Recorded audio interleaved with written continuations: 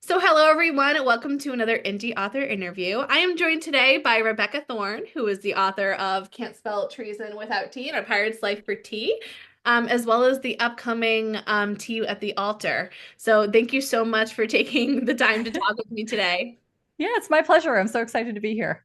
All right, so let's get right into it. I do think that you're in a unique position because we do have, right, the initial indie publishing, and now we have the trad publishing. So tell me Yeah. a little bit about one, your journey to become an author, but then, kind of how that process was like going from like indie and then getting picked up by trad, because I think that you're one of the first authors that I have who, oh, that's really right. Oh, Um, hi. the first authors I have that's kind of transitioned that way, and I'm interested to hear about it. Yeah, it's not that uncommon with an asterisk because it's still, I mean, any traditional publishing is hard, right? Of Like course. and any successful indie publishing is also hard, right? It's just like a kind of, like neither path is easier or harder. There's like fewer spaces I think in trad because anybody can go indie, but like then there's, more success if you are able to be good at marketing your book that way. So for me, I started in the traditional publishing space, and I think a lot of people don't know that because Thank I you for was, that. yeah, no, like I've been around in this industry for like 11 years or 12 years at this Wow. point. Like, I like Treason was my 15th book written. Started querying in 2013. 2013, I think. And I was a flight attendant at United Airlines at the time. And I was like, I don't want to Cool. do this for the rest of my life. So I've now transitioned to Southwest and I like them much better. So I was like, well, this is fine. I could do this for the rest of my life, but I'd already kind of started that process of querying. It took me 3 books and 3 years to find my literary agent, my first one. And I had her for 4 years. And over that time, we only sold one book to a mid-level press for like a very small advance. It was like pennies. And the book came out over COVID. And it was one of those things where I was just like, wow, this wasn't the experience I thought this would be. Right. Like I spent 7 years going for this goal and it just like was kind of lackluster. Like there was Mhm. hardly any fanfare. I could find my book in some bookstores, but not all of them. Once the bookstores sold out of that book, they didn't restock. So like there was like very minimal sales. Like I think I sold under 1,000 books for that Oh, middle wow. grade book that I sold. Yeah, like it was not good sales numbers. Um, and it was hard because I was like, I think I can do better if I had control of this. Like I was like watching how they packaged my book and they did a good job. And I was watching how they promoted my book and they did fine. But I was like, I feel like I could do better here. So I told my agent of 4 years, I was like, I'm going to go self-publish. I want to know how to do this. My goal at the time was to learn how to self-publish so that I could teach it in a classroom someday because I was actively working on my MFA at the time. Mhm. And so I wrote and I found Legends and Lattes in a bookstore and was like, wait, how did this get into Barnes and Noble? This shouldn't have been in Barnes and Noble. It's an indie book. And Mhm. that sent me down this like rabbit hole where I learned about Ingram Spark and the fact that like if you actually discount your books, they can get into bookstores, but you have to connect with booksellers and like learn how to get them excited about your book. And it just kind of opened up this whole world for me that I was like, holy crap, how have I been lied to all of this time? Because all I'd ever been told for 8 years or 7 years was you have to be trad to get into bookstores. And that just isn't true. It's harder with indie, but like it's just not true. Like I went trad and it still wasn't in bookstores, you know. So that kind of sent me down that rabbit path where I started working onto, writing Treason Without Tea over the summer. I self-published it in September of 2022, and then it just took off because there really wasn't anything else in the cozy fantasy genre that was like made for cozy fantasy at the time. Like there were other books that they could like pigeonhole into it, but like I think mine was one of the first books that like intended to be cozy fantasy at a time before like Legends and Lattes re-released as a trad book, and no one really knew what that genre was. So I just kind of benefited by being like the divergent to the Hunger Games, right? Like that's basically what I ended up doing. And I was hoping that that strategy would play out, but at the very least, I was excited to kind of explore self-publishing, and it has been a genuinely wonderful experience for me. So yeah, it was wild and crazy, and I feel like a lot of people don't realize how long I've been around. It's, I find, your journey just so amazing, in that, like, and I think cozy fantasy, when I think of cozy, like, I mean, I think that these are two of the books that I automatically think of. So Oh, thank you. That's so I think nice. that That was exactly, like both this, that was both this and this, and I just like which smacked I my think chin is instead. amazing. I think is amazing to kind of have that, it's like, oh, you need cozy? Rebecca Thorne. Like that's what every author wants, right? Oh, that's so You nice. Oh my know? gosh. And so what do you enjoy about writing in the cozy fantasy genre? Like what about that was just like, yes, I need that. So this was actually goes back to that like the trad pub that I've been doing for so many years. So my agent at the time, she's a good agent. She did really well for me for a bit. It was kind of like creative differences, right? Like I wanted to try something new and I felt like I'd, given her 4 years and we did some things, but they weren't what I was really hoping for. So I feel like when I was looking at cozy fantasy, it was kind of like everything that I had been wanting to write all my career. And I had been told over and over again by my agent, by editors, by publishers that I needed to amp up everything, right? Like it can't just be an assassination. It has to spark a world war, right? Like it can't just be, like a king taking the throne. It has to like create a plague that sweeps over, like make it more every time. And I just was like, can't we just have a freaking cup of tea? Like can't we just take a breather for a minute and have a cup of tea? So I feel like when I found cozy fantasy, there was something in my soul that was just like the high fantasy with low stakes that Travis Baldree did was nothing short of brilliant. Like that created an entire genre with that one tagline. And I feel like that tagline gave a lot of authors like me permission to lean into the cozier side of things. Like we already had cozy mystery, but that was for a completely different clientele than fantasy readers.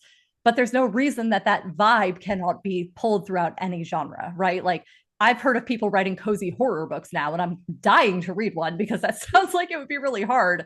But Yeah. I feel like I'm writing a cozy sci-fi right now, and it's a lot of fun to kind of pull from like the best of Firefly, like the cozy moments in Mass Effect, right? Like the best parts of Doctor Who, like there are so many cozy things out there that we can take inspiration from, but for some reason it wasn't an accepted genre in traditional publishing until Travis Baldree came around. So it was exciting. I don't know, it just felt good. It is exciting. I love cozy. I think, for my first book, that'll be coming out in a couple of months. I mean, cozy is immediately where I went because I was like, I love this. Like, it feels like a good like entry point because Yeah, like the high like epic fantasy is just, I mean, there's a lot to it, right? And it's so so I think that's much like the why I plotting went takes that so way. much more. Yeah, You know? like for cozy it's just like you get to vibe with the characters and like whatever you Exactly. want to have happen can happen. With like then I wrote Gilded Abyss and like that book took me 4 times as long as any of my cozies do, just because it's like there's things to plot. Like you have to know where the heist is going, and that's just hard. Exactly. And I hear a lot of the time authors say, like, I write and I go with what my characters tell me. Like, they go in a way that I didn't know it was going to go. And Mm-hmm. so you're kind of talking about plotting and things like that. So, it sounds like your process is different, for different genres. Mm-hmm. And so how did you write these books? Was it just like I'm vibing and just like going and like pantsing, or how did you write those? Yeah, so I am a recovering pantser. I am a planter. I Mhm. don't plot because I can't sit down and write. If I'm going to sit down and write something with 5 or 10 pages, I'm writing the novel, right? Like I'm not going to sit there for ages and plot. But I pants for so many years, and I ended up having to rewrite a lot of those books because they just weren't good enough, right? Like there was plot holes and things like that. So I use I call it the 5 sentence method, where I basically like trimmed down. It's basically a combination of the snowflake method and save the cat. Mhm. I But love it's it. based, Yeah, that's what I use. yeah, no, like it's really, it was a little in depth for me. Like both of those got a little in depth for It me. is. They're Mhm. very intense. And I just was like, that's a little intimidating. I don't really want that, but I like 5 sentences. Like I can do 5 sentences at pivotal moments in the plot, and those sentences will help guide me. But then I get to figure out, like, if I have my 5 sentences, I get to figure out all the middle stuff that happens in between those sentences. And that's my pantsing moment where I get to just see what the characters do and how they're reacting. And as long as I know that like at 52,000 words, I have to get back to this plot point, it's easy enough for me to just kind of direct whatever they're doing in the meantime back to that moment. So when I was plotting Treason Without Tea, I was very much focused on capturing the building a shop vibe of Legends and Lattes, because again, like the goal was to make it a cozy that would be shelved alongside Travis Baldree. Like I had a very clear marketing plan for what I wanted this to be. And I will preface by saying I did reach out to him before I ever even started writing. And he sent me a side book that was like, I can't wait to read your cozy. So like he knew that I was writing this while I was working on it, which is nice. I feel like a lot of people are like, she copied Travis. I'm like, I was inspired by Travis, but like these books go in a completely different direction Yeah. than anything he's doing now. And I think that's what authors do. Like we get inspired by other things that come into the market. And I hope that I'm inspiring somebody else to write something that's similar to mine. Well, Um, hooray. Thank you. Yay. I love that. Like that's how creativity happens. Like everything takes inspiration from everything else. So when I was writing Treason Without Tea, I definitely tweaked my 5 sentences to be a little more shop heavy in the beginning. So instead of like, the 5% and the 25% and the 50%, 75% mark, 95% mark, those are my 5 sentences. The second sentence was not at the 25% mark. It actually moved to the 40% mark. And that's because they needed more time to like develop the shop so that it would be shelved next to Legends and Lattes before I moved into the plot that I actually wanted to get into. Mm-hmm. So I knew when I wrote that book that people were going to be like, oh, the beginning lags. And they were right. But like there was a very strategic reason why I disobeyed my own rule by pushing that back because I wanted it to be shelved that way. So it worked out well. I love that. I love hearing about craft and how, authors write and how they figure these things out. And so what do you need in your space to stay focused when you're writing, other than I'm assuming some tea? I mean, yeah, I got my cup of tea here. I'm drinking a vanilla chai right now, which Sounds is good. lovely.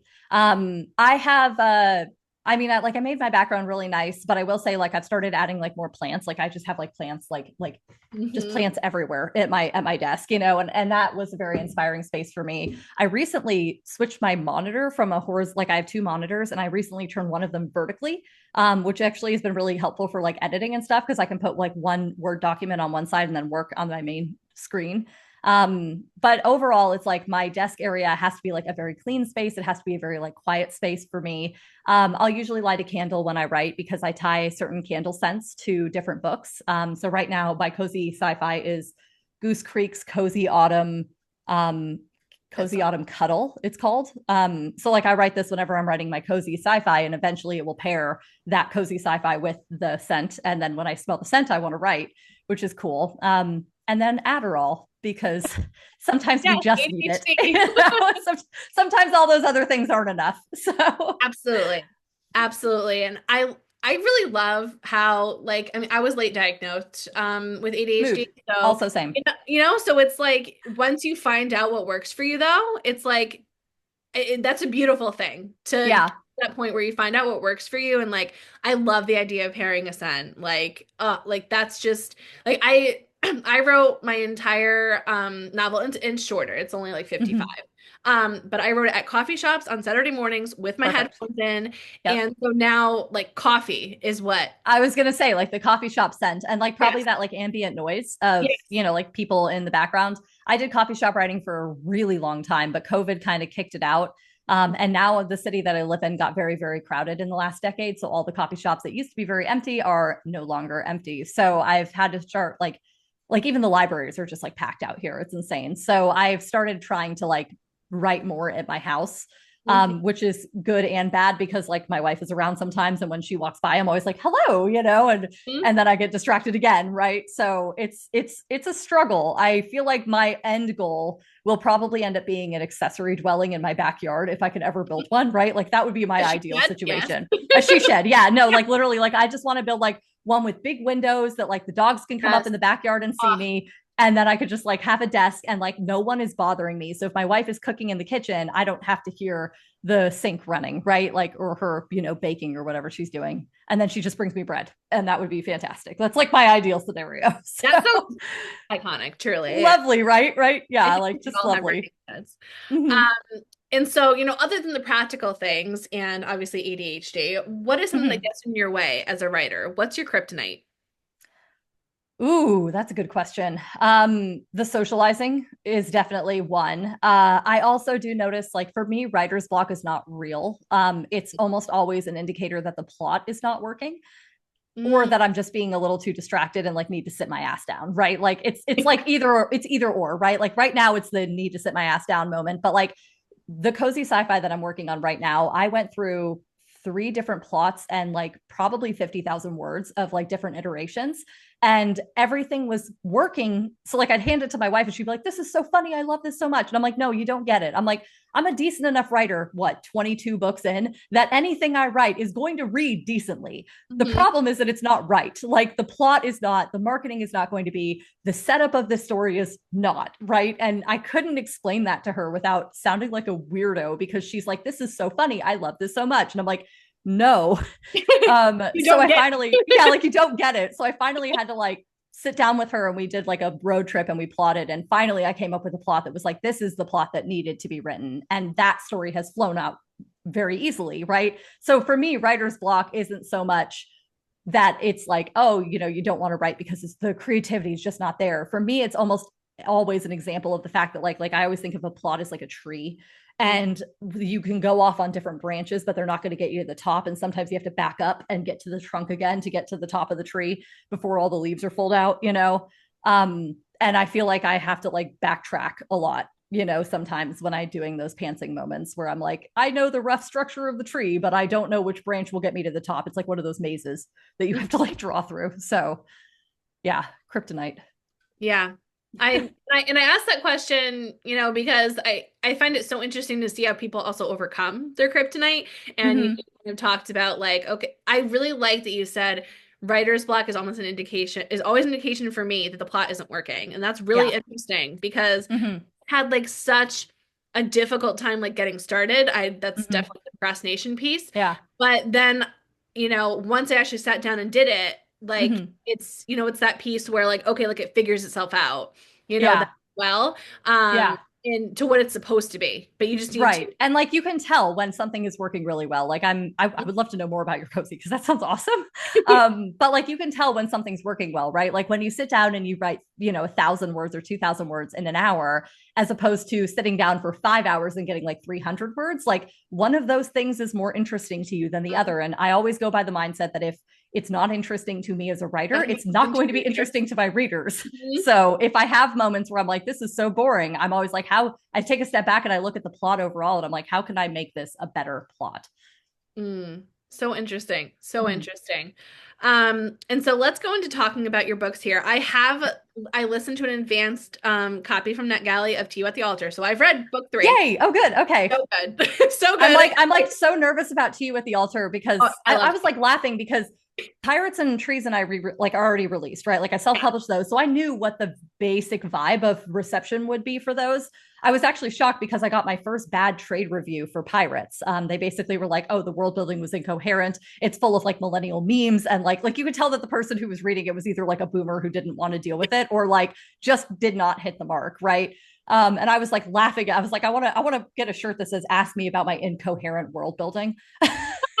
I just feel like that would be so good. But they're not wrong. Like the world building in Treason was not my finest work because I didn't expect that many people to read it. So I didn't spend a lot of time on it. I just wrote it quickly to get it out. And then I've been spending 3 books trying to fix that in the background, right? But I'm excited about Alter because I feel like it's the first book that like is new in 2 years, and I don't know what the reception to it is going to be. And it does something different than the rest of the series does. Like it's basically a heist story that like has their wedding and then a coup running side by side, and Mhm. those two things are not usually conducive to each other. So I'm glad to hear that like it's being received well because Oh that is one that I was like alchemy. I'm not worried about at all. You guys are gonna love it. yeah. Tree like Alter was one that I was like, either Mm. they're gonna love it or they're gonna hate it. I don't know. It was great. And the narrator is also fantastic. Mm. It's the same Oh my one god, for Jessica both. Threet is yeah. Great. Mm-hmm. So very good, very good. And so if you had to describe, let's go with treason just because that's, number one. So Mm-hmm. if someone hasn't heard of you yet, if you had to describe that book in one sentence or less, what's that sentence? Two women leave their intense fantasy lives to open up a bookshop that serves tea. How That's the great plot. is that? How perfect is that? Like, oh my Yeah. God, it's iconic. It's perfect. Yeah. I would love that. I love that. And so who is the most difficult character to write? Ooh, that's a good question. I would say Tulane is actually the most difficult character to write, and it's because in my mind, she's a narcissist. Mm. Like she has no excuse. She's just an asshole. And but like, and I feel like I've met people like that I'm just like, wow, you really don't have a lot of depth, do you? But like when you're writing a character in a book series, people expect more depth than that. And I think there's such a big push to show villains and their good side. Like everybody wants to see like the deeper side of a villain. Why were they the way they are? I'm like, sometimes they're just bad. They're just assholes. Sometimes you get a president who just sucks, right? Like I just right? Like I'm like sometimes it isn't deeper than that, and I wish that it was. But the fact of the matter is, when you get somebody in power who feels like they have control over others, you wind up seeing a lot of them turn into dictators because they have power over others. And I feel like that's Tulane in a nutshell. Like there isn't a lot of depth for her because I don't really think she thinks that hard about other people, Hmm. and like if anyone's met a narcissist, they know that. Like, Absolutely. And I think more than any time ever, I think that these are really important books to read because one, they're cozy, so they make you feel good when mm-hmm. the world is crashing and burning around you and Yeah. dumpster fire. But also there's so many important themes, which, Sapphic is huge, Mm-hmm. and it's important to have people read these things. And so Yeah. I'm really glad that these books exist in the world. Alter became a very timely book. I'm Hmm. like kind of surprised at how the timing of it being released with the coup to overthrow the narcissistic queen. I mean, like it's going to be pretty timely when it comes out in March. I'm not going to lie. So, Absolutely, absolutely. mhm. Um, and so who is your favorite character to write and why? I love Kianth and Reina. My favorite character to write is probably Kianth because she's just chaos and modified. Like she literally can do, like, she has the best of intentions, but boy, that girl is scattered. She's all over the freaking map, man. Like, she doesn't remember things. She has like the memory of a goldfish. She like has all of the best goals and then just like gets distracted by everything because she's just like ADHD to the max. And then poor Reina just comes in and is like, no, dear, we can't do that today. Like, I just feel like it would be fun to sit down and have a cup of coffee with Kianth. I feel like I would really enjoy I don't even think I'd want to have coffee with her. I think I just want to sit on the wall and watch Mhm. as she goes and orders a cup of coffee at a coffee shop. I feel like that would be very funny to just stare at.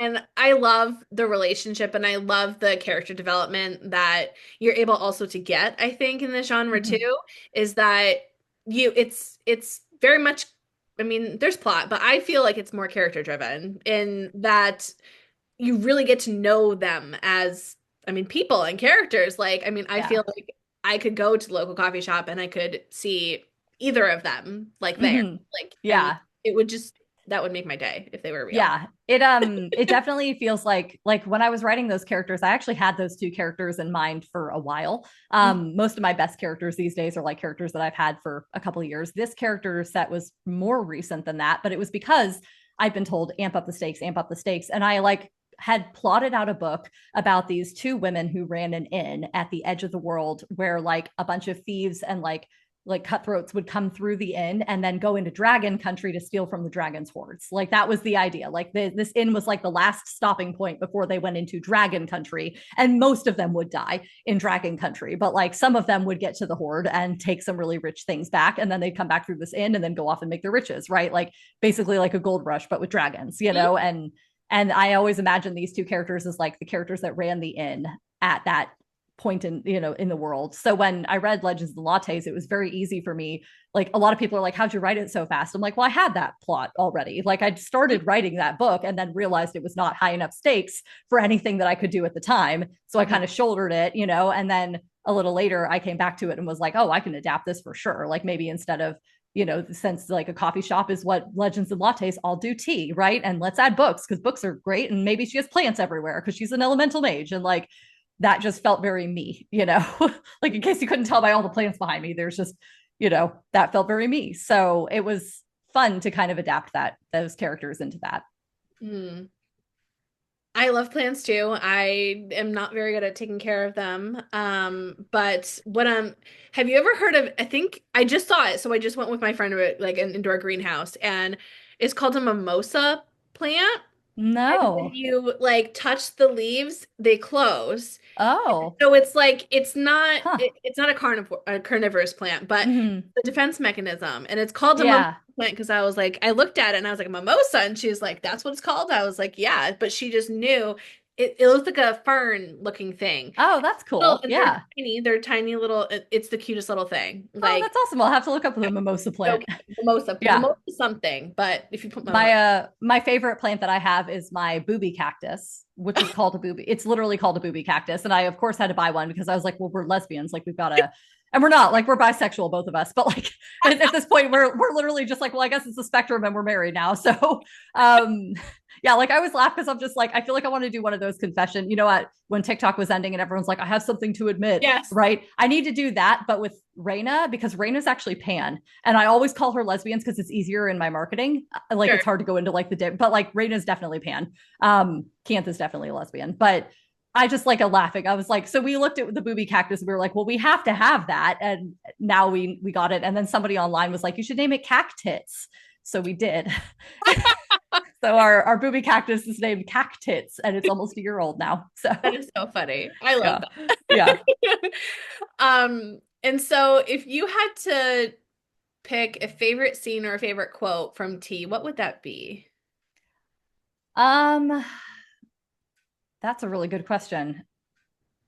I write these books so fast that some scenes, like I quotes, are know. just gone, and sometimes scenes. I think my favorite scene is probably when Reyna is facing off against the dragon to protect Kianth. I feel like that was not cozy at all, and I just loved it. I love that she's just like standing against this massive ancient being waving around a sword that's like a toothpick to this thing.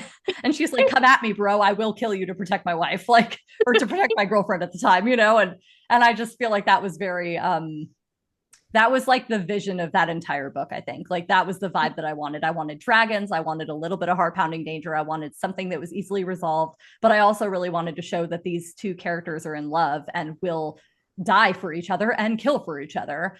Mhm. And that never changes, not throughout the entire series. Like that one constant in this quartet is that Kianth and Reyna are solid. They will never question their relationship. They will never break up. They will never, like they are just there doing things. And then there's a lot of stuff that the world throws at them, but they overcome it together because they are solid, which I love.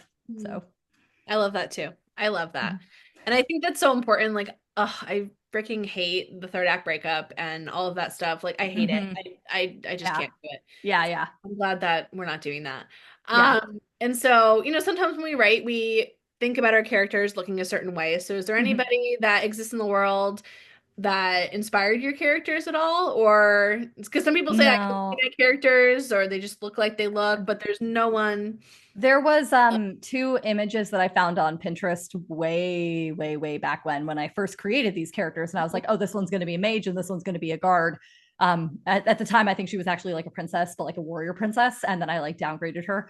Mostly because I wanted to explore the power dynamic between like someone who's like very, very powerful and someone who's not, especially in a lesbian relationship, because I feel like we see that power dynamic a lot in the billionaire playboy philanthropist and then like the secretary who helps him, right? Like, so I wanted to explore that, but with women where like they both are genuinely like, no, we're equals. And like, how does that look?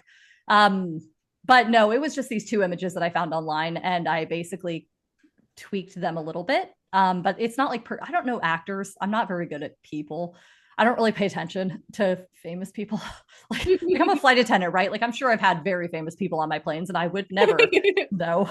I don't know until someone starts smacking me on the shoulder going, that's that guy. I'm like, who? Just though I'm like, okay, this is embarrassing though. I had Phyllis from The Office. Like, I did you watch love The her. Office? Okay, Yes. so Phyllis from The Office was She's flying also from Nashville. sadness and inside out. Yeah, and no, so she was flying from Nashville to LA to voice Sadness for Inside Out on my plane. Oh my And God. she sat in my very front row, and I was sitting on the jump seat, and I'm like looking at her, and and this is how bad I am. Like, I love The Office, but I literally was just looking at her, and Who are you?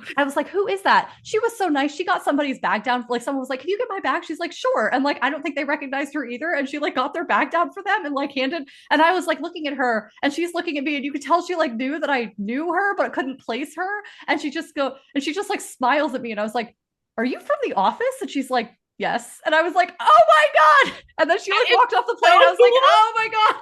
But like it literally, like she was on my flight for 4 hours. Like, Oh my and gosh. I didn't even it wasn't until she was deplaning that I even noticed who she was. Like, I'm just not good at actors. I'm not very That good. is so cool. I love Yeah. her.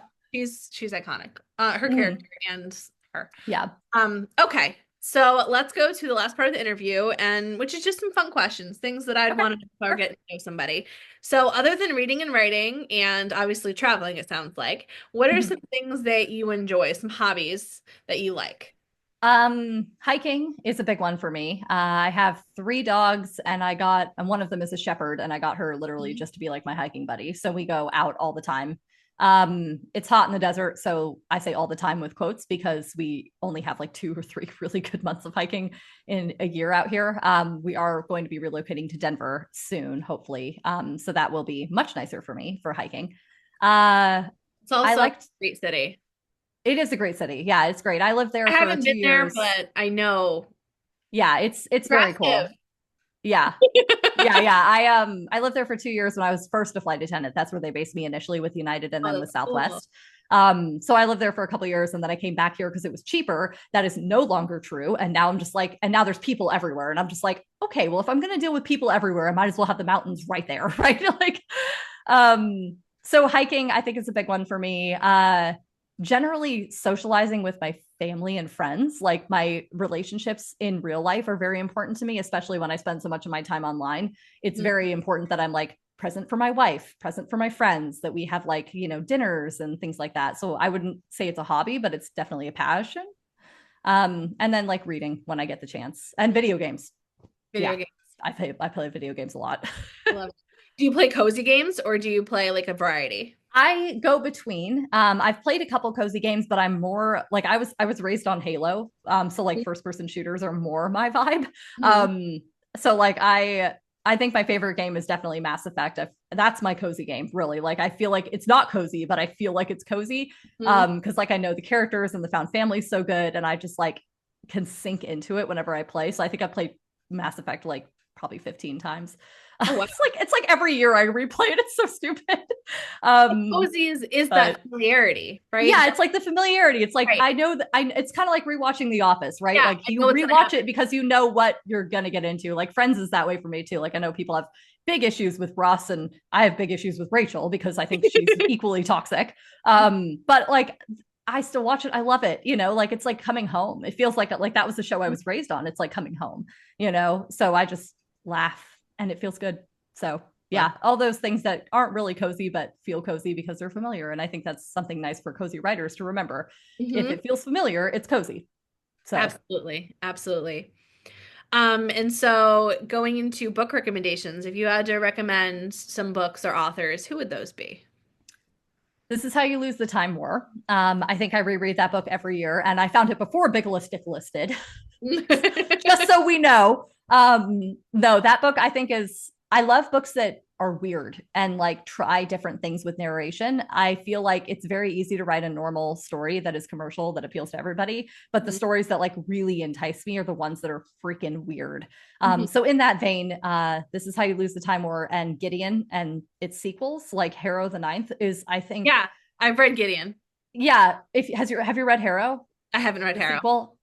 It's literally like the most ridiculous thing. Like there are whole chapters in second person, and I was like, what a fucking weird choice, right? Like, why would she do this for the narrative? Like, this is so weird. No one writes in second person. And then I got to the end and found out why, and was like, holy Jesus, she's so brilliant. Oh, Like I wow. I literally didn't was know like, that. oh my God. And it was one of those moments where I actually stopped writing for like 4 weeks because I was like, what's the point? I'll never be that good. Like I just literally like I closed my document and I like didn't write for 4 weeks because I was like, forget it. Like Harrow is just the epitome of everything and I will never compete. So like that was a bummer, but I love that series. I think it's just fun when you get to find authors that are trying new things because it could flop or it could fly, and I feel like those are good examples of where it was helpful. They were able to change the narrative and it's just wonderful to dive into those. Absolutely. And I think, it's even better when those risks pay off and, somebody gets it, right? It's just Yeah. like, oh, thank God. Like, they Yeah. got where, I was trying to go with it. I think that's really cool. And it's Mm-hmm. good to have something unique, especially in this, world that's saturated with dragons and fae and this and that, right? Yeah, yeah. I love like omniscient narration, like Mhm. footnotes, if they can do like weird timelines, if they're really good at doing like narrators that don't know everything, like unreliable narrators. I feel like all of those things are very hard to do Hmm. well. And if you can do them well, you've got something that either will flop because it's too complicated and no one understands it, or it might fly because it just might be that thing that resonates with people at exactly that right time. And I just feel like, I don't know, I love finding books like that. I think they're so fun.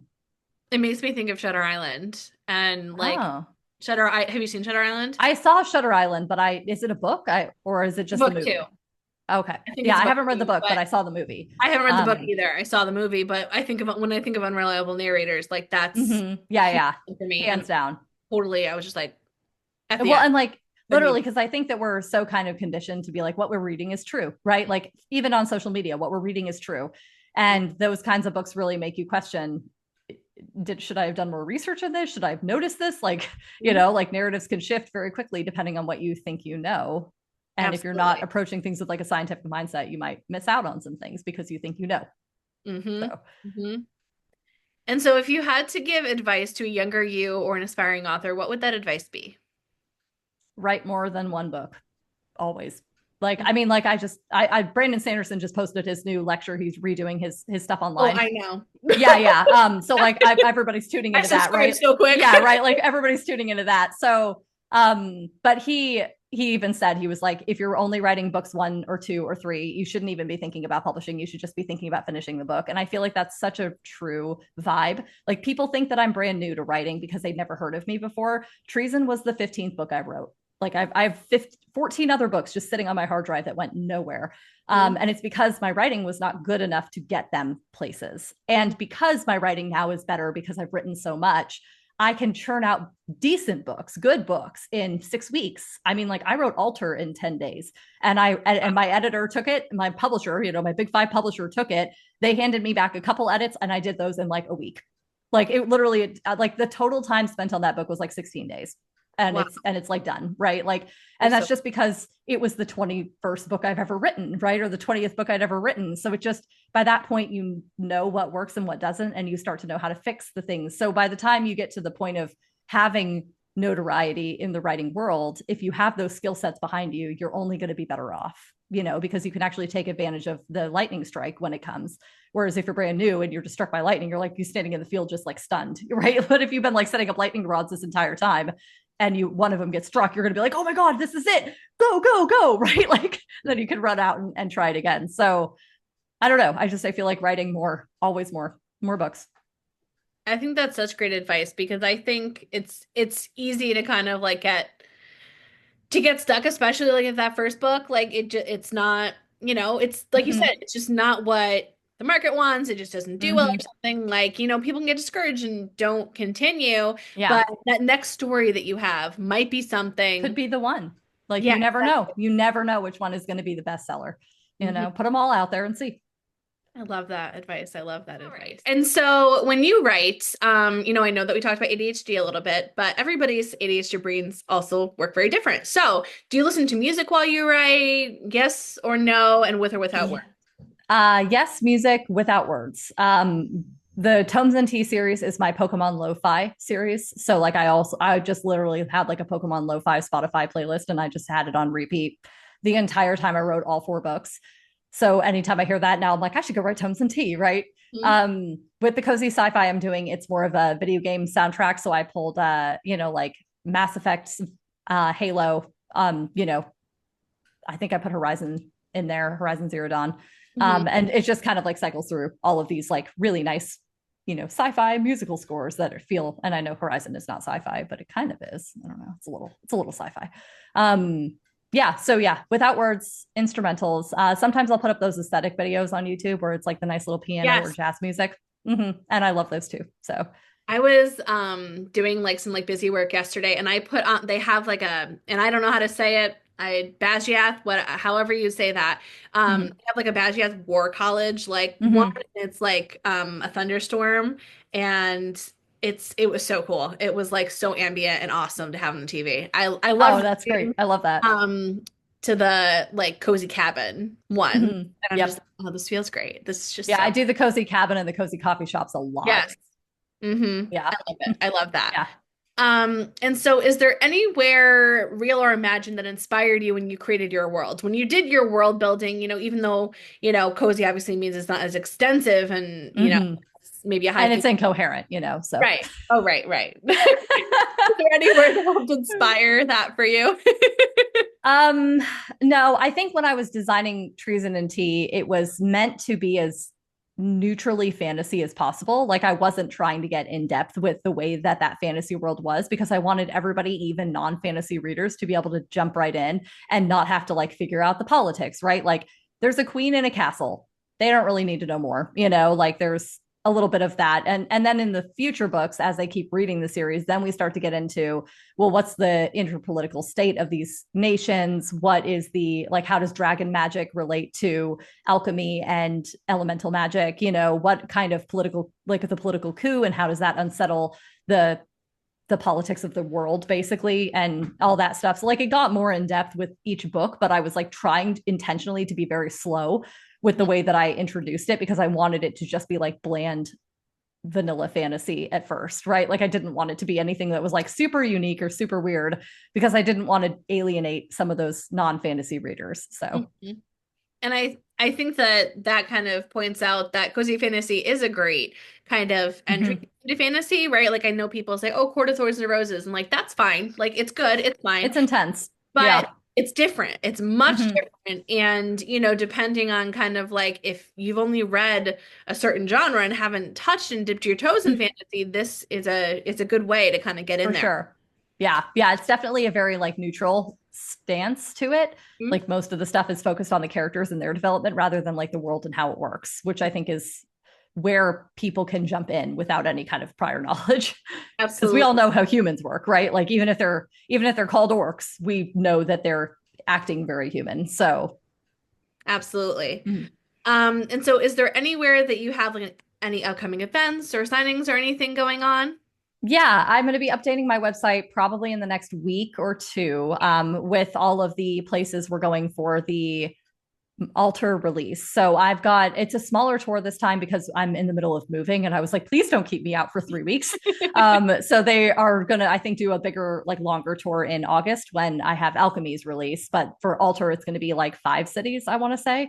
And then they have me going back up after the tour to hit Spokane so that I could do an event with Travis Baldree, which is super exciting. I'm very Cool. excited to That's finally, so because exciting. I know, like we've tried to do it a couple different times, and every time our schedules are not aligned. So it's exciting that I'm finally going to be able to go up there and do that. And then I'm going to the Tucson Festival of Books at U of A, on the 15th and 16th of March, I want to say.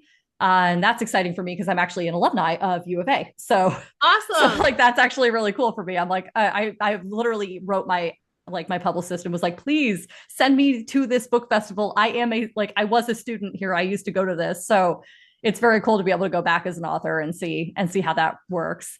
And then I'm doing a Polycon in April. So that's what I got in the short term. You have so many great events and so many, so Yeah. much, like you said, you have March and then you have August, you said, right? Mm-hmm. So, Yeah.